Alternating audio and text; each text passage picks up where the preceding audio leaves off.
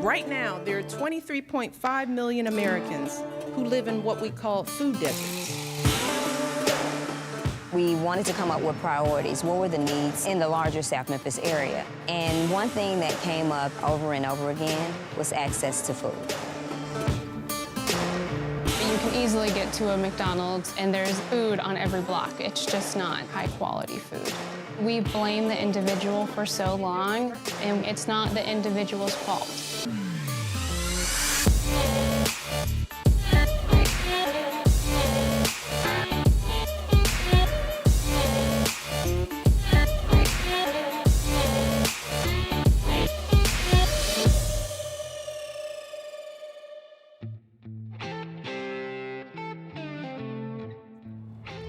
There's a lot of money in Memphis, and there's a lot of poverty.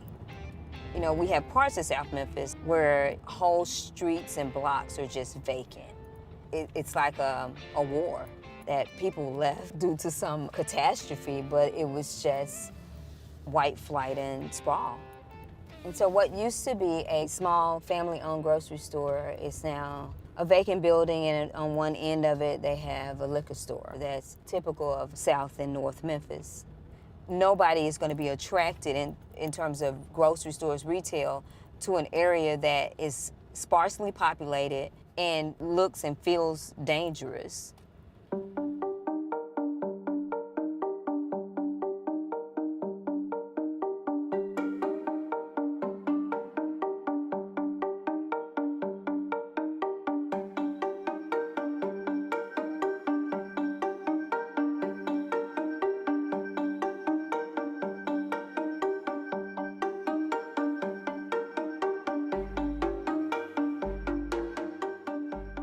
So a food desert, by basic definition, is a place where the majority of residents don't have access to what we call a supermarket, and a large percentage of the residents don't have transportation. From our office in South Memphis, our closest supermarkets are 2.3 miles and 2.5 miles away, respectively, and 1/3 of our residents don't have access to an automobile.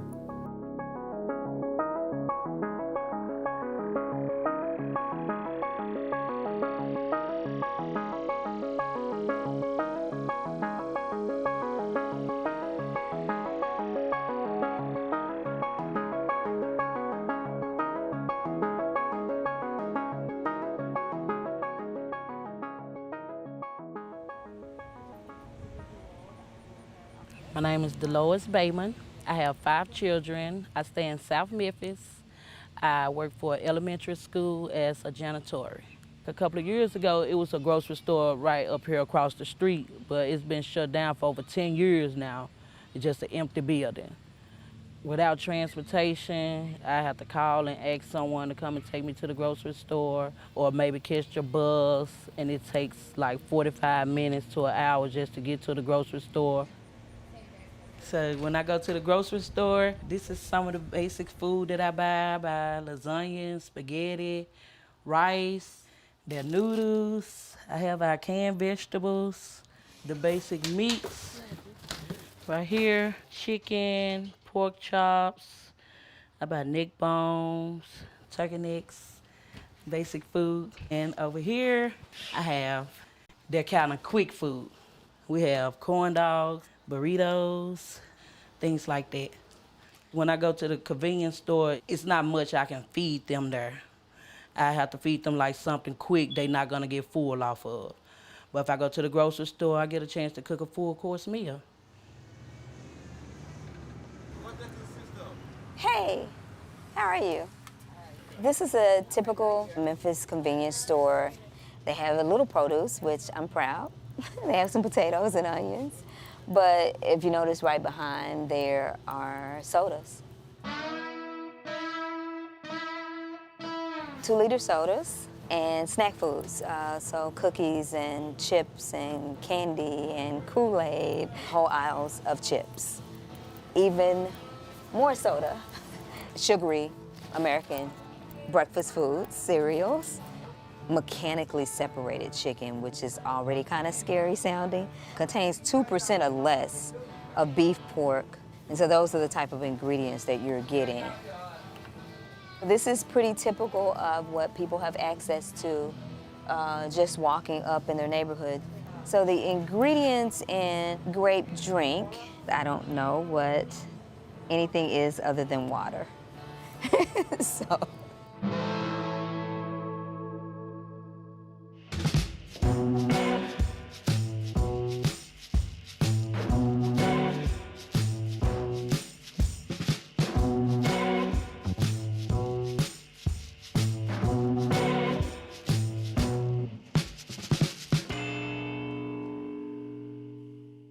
My name is Shell Williams. I live in South Memphis. I've been here all my life. They used to have a grocery store in the South Memphis, but now they don't. So I had to go to the bus stop, and I had to wait on the 4-walker, and I ride it to the North Terminal. And then I transferred to a 2. The journey to the grocery store takes, I'll say, an hour and a half if the bus come on time. When I go to the grocery store, I get everything that I needed. Having to take 2 buses is stressful and it's frustrating, but I still had to go, to have food in the house.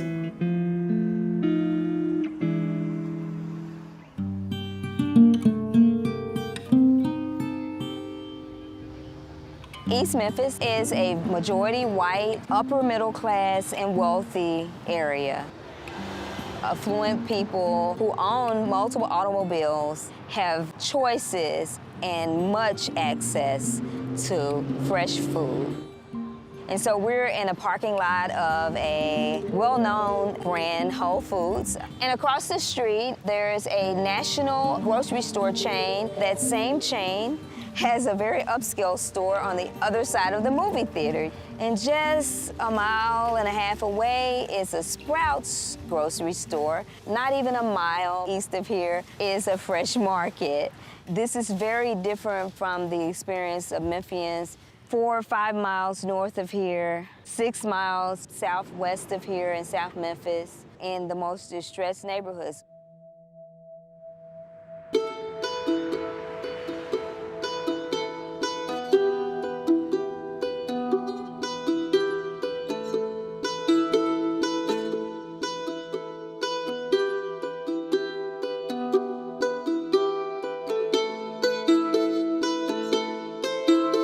The irony is that as integration of neighborhoods became more prevalent, a lot of folks moved out of those neighborhoods. So the people that remained in these, what we now have as food deserts, are people that simply did not have the resources to move.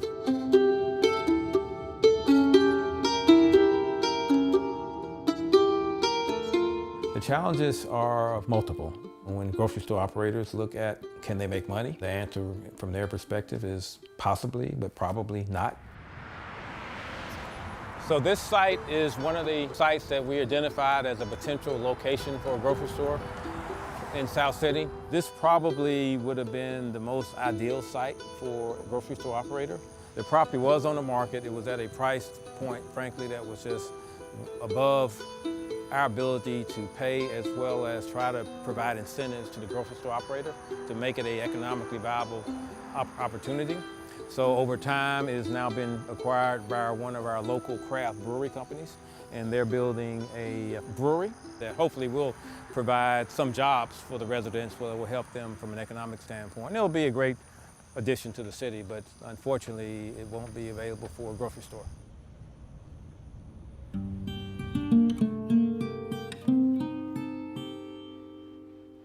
Redlining is a federal policy from the 1930s. The Federal Housing Administration and policymakers decided to work with the lending institutions to draw maps to talk about where it was best to lend their money for residential mortgages. They talked about the high-risk areas where they did not want to make investments because the chance of them being repaid were low.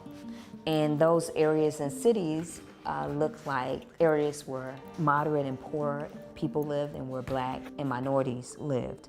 When banks won't make investments in residential mortgages, they also don't make investments in small businesses. The sad part is that this redlining map is almost identical to how lenders make residential mortgages in 2019.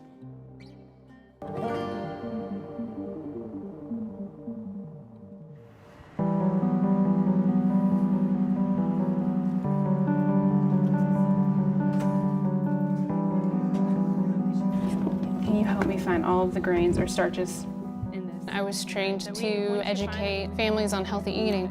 Common health issues we see with our patients range from pre-diabetes to full-blown type 2 diabetes to hypertension to elevated blood pressure. These are things that we commonly were thinking of with your middle-aged parents or even grandparents, and now we're seeing them in children that are 8, 9, and 10 in 4th grade and middle school.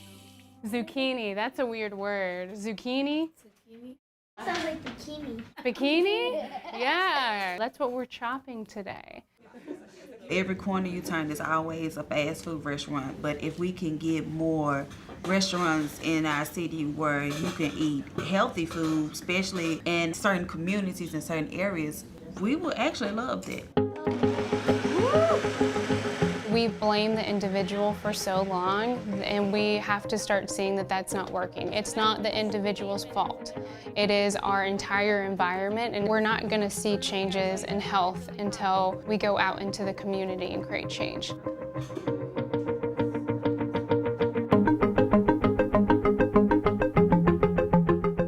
South Memphis Farmers Market is in its 10th season. It came about because of a neighborhood plan called the South Memphis Revitalization Action Plan. We wanted to come up with priorities. What were the needs in the neighborhood? And one thing that came up over and over again was access to food. I'm one of the seniors that over the years, things have just moved away from us. So when Works brought this to us, this was a godsend. We should have more of these. I'm loving it.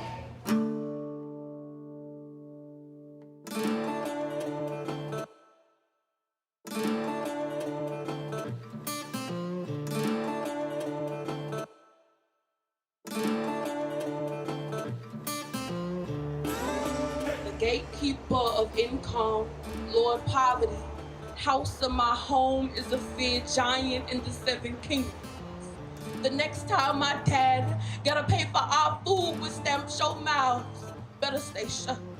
Your eyes better stay glued to your grocery bag, to the woman who said my cousin was a burden, to the man who said my EBT card is an eyesore, as if this American flag looking at me ain't enough. Imagine.